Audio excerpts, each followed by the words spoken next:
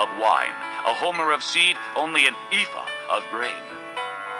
Woe to those who rise early in the morning to run after their drinks, who stay up late at night till they are inflamed with wine.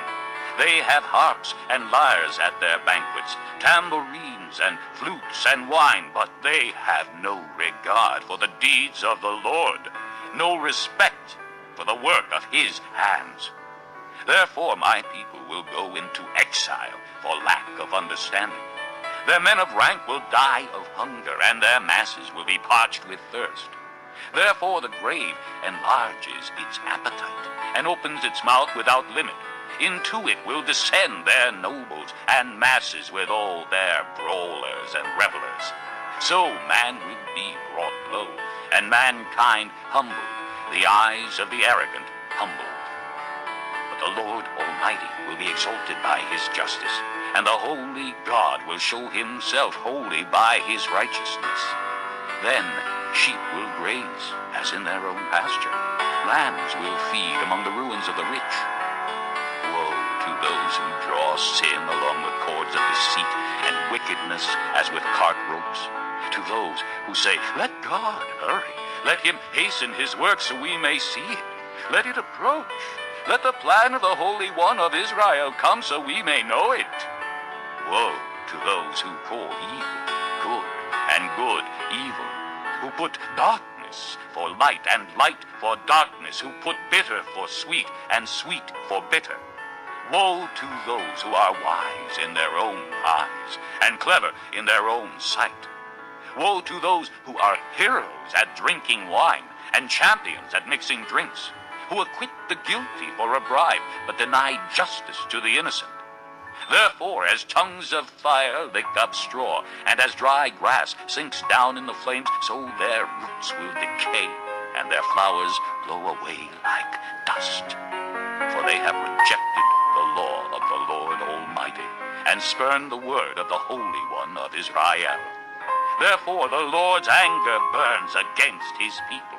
His hand is raised, and he strikes them down. The mountains shake, and the dead bodies are like refuse in the streets. Yet for all this, his anger is not turned away. His hand is still upraised. He lifts up a banner for the distant nations. He whistles for those at the ends of the earth. Here they come, swiftly and speedily. Not one of them grows tired or stumbles. Not one slumbers or sleeps. Not a belt is loosened at the waist. Not a sandal thong is broken. Their arrows are sharp. All their bows are strung. Their horses' hoofs seem like flint. Their chariot wheels like a whirlwind. Their roar is like that of the lion. They roar like young lions. They growl as they seize their prey and carry it off with no one to rescue. In that day they will roar over it like the roaring of the sea. And if one looks at the land, he will see darkness and distress. Even the light will be darkened by the clouds. Chapter 5. I will sing for the one I love a song about his vineyard. My loved one had a vineyard on a fertile hillside.